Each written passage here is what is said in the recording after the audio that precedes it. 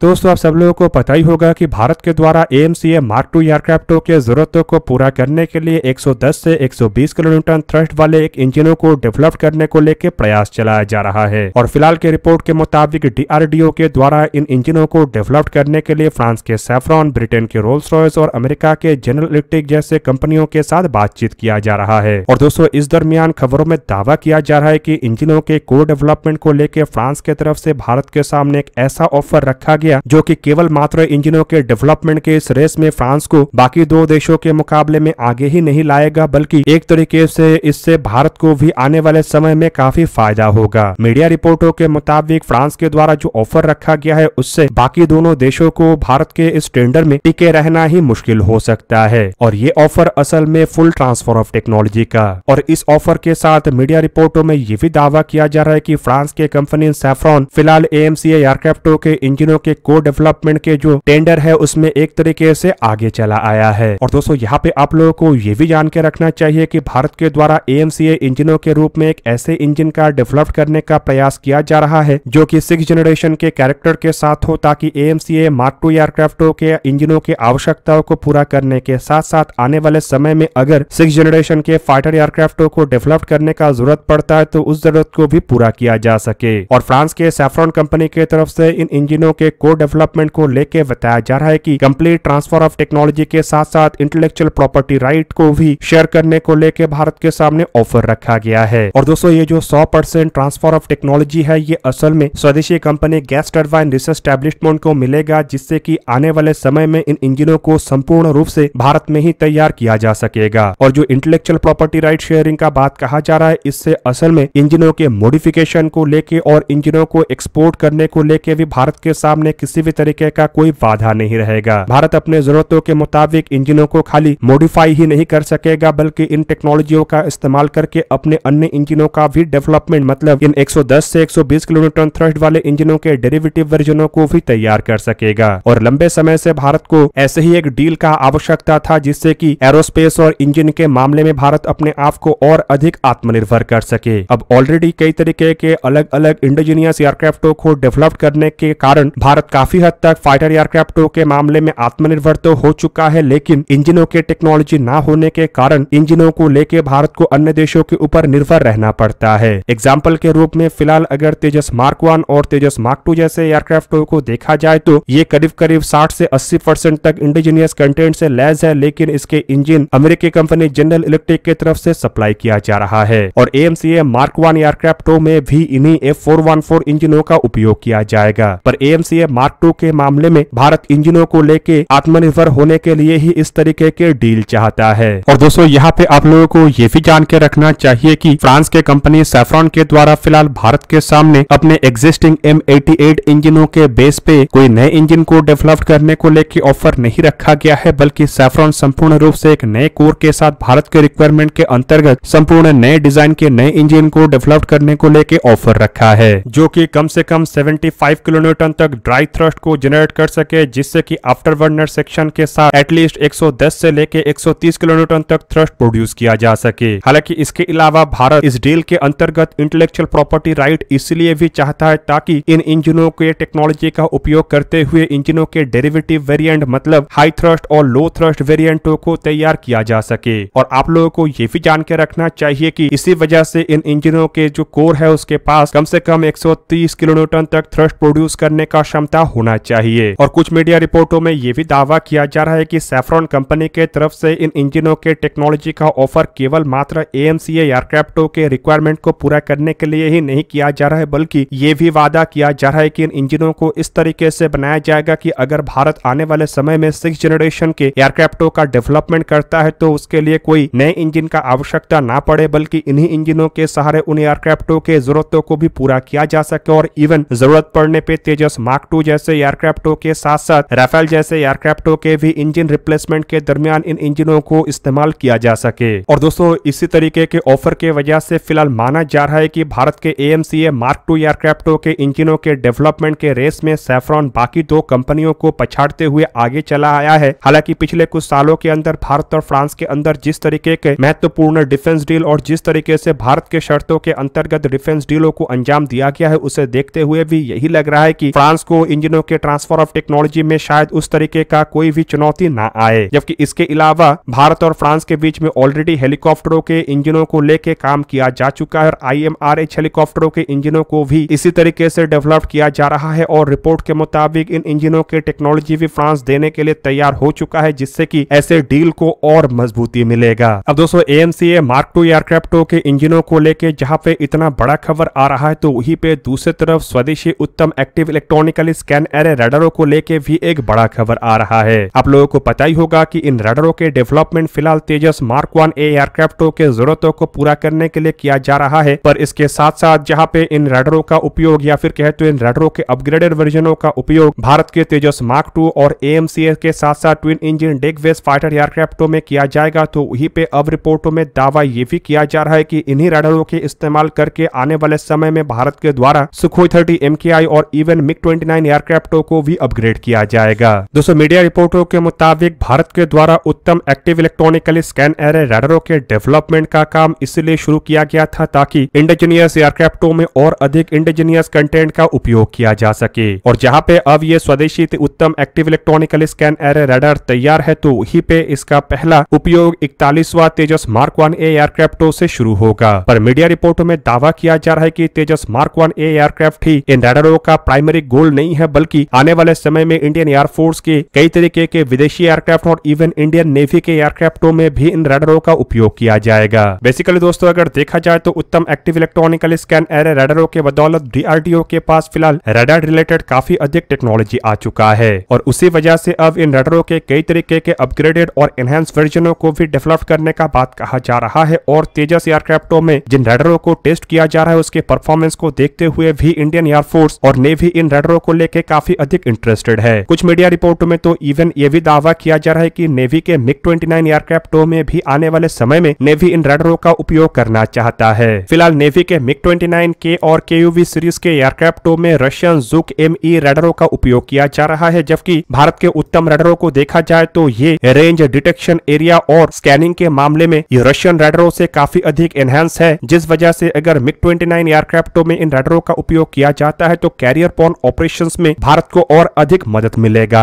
और इससे MiG-29 एयरक्राफ्टों के सिचुएशनल अवेयरनेस एनहांस होने के साथ साथ कॉम्बैट परफॉर्मेंस में भी काफी बढ़ोतरी आएगा। हालांकि ऑलरेडी इन रडारों के एक अपग्रेडेड वर्जन मतलब अधिक TR मॉड्यूल वाले वर्जन को तैयार किया जा रहा है, जो कि बड़े आकार के एयरक्राफ्ट मतलब सुखोई 30 MKI एयरक्राफ्टों में इस्तेमाल हो सके। और आप लोगों को पता ही होगा कि जो सुपर सुखोई प्रोजेक्ट को आगे बढ़ाया जा रहा है, फिलहाल उस प्रोजेक्ट के अंतर्गत भी इन एयरक्राफ्टों में उत्तम active electronically scan array radar के ही ये अपग्रेडेड वर्जनों का इस्तेमाल किया जाएगा। और फिलहाल सुखोई 30 MKI एयरक्राफ्टों के जो सुपर सुखोई प्रोजेक्ट है उसके बैकबोन के रूप में भी इन्हीं रडारों को ही देखा जा रहा है, जबकि अगर MiG-29 के एयरक्राफ्टों में ये उत्तम active electronically scan array radar लगेगा तो संभावित जो इंडिजीनियस मिशन कंप्यूटर है उसी के साथ ही इसे इंटीग्रेट किया जाएगा और ये मिशन कंप्यूटर को भी DRDO के तरफ से और हिंदुस्तान एरोनॉटिक्स लिमिटेड के तरफ से तैयार किया गया है, जो कि इन एयरक्राफ्टों के परफॉर्मेंस को और एनहांस करने के लिए है। दोस्तों यहाँ पे आप लोगों को ये भी बता दूं कि भारत फिलहाल कई तरीके के एयरक्राफ्टों में इंडिजीनियस कंपोनेंटों को इस्तेमाल करने को लेकर काम कर रहा है, जिनमें राफेल एयरक्राफ्ट तक में भारत के स्वदेशी हथियारों को लगाने का प्लान बनाया जा रहा है और सुखोई 30 MKI एयरक्राफ्टों के अपग्रेडेशन प्रोजेक्ट के अंतर्गत तो ये तक दावा किया जा रहा है कि कम से कम 80% तक इसमें इंडिजीनियस कंटेंट होगा। और फिलहाल अगर इंडिजीनियस एयरक्राफ्टों को देखा जाए तो तेजस Mark I A एयरक्राफ्टों के लिए जो उत्तम active electronically scan array radar के वर्जनों को बनाया गया है, शायद तेजस Mark II एयरक्राफ्टों में इससे भी एनहांस वर्जनों का उपयोग किया जाए, जबकि AMCA एयरक्राफ्टों के लिए तो ऑलरेडी ताकतवर उत्तम रडारों के वेरिएंटों को तैयार किया जा रहा है और twin engine deck based fighter एयरक्राफ्टों के लिए एक ऐसे वर्जन को बनाया जा रहा है जो कि नेवल डोमेन में खास करके समुद्री सतह के ऊपर एयरक्राफ्टों के परफॉर्मेंस को एनहांस करे। फिलहाल दोस्तों रडारों के मामले में लगभग भारत अपने आप को आत्मनिर्भर कर चुका है और पहला Uttam active electronically scan array radar 41वां तेजस Mark I A एयरक्राफ्टों में देखने को मिलेगा, जो संभावित साल 2026 के बाद ही बनना शुरू हो और साल 2027 के मध्य तक शायद इंडियन एयरफोर्स के बेड़े में शामिल भी हो जाए। दोस्तों आप लोगों को क्या लगता है कि ये उत्तम active electronically scan array radar Bharat के इंडिजीनाइजेशन को कितना मजबूत कर सकेगा? कमेंट करके अपने राय अवश्य दीजिए। दोस्तों आज के इस वीडियो को यही पे ही करते समाप्त। किसी और एक दिन किसी और एक वीडियो में मिलेंगे, तब तक के लिए जय हिंद, वंदे मातरम।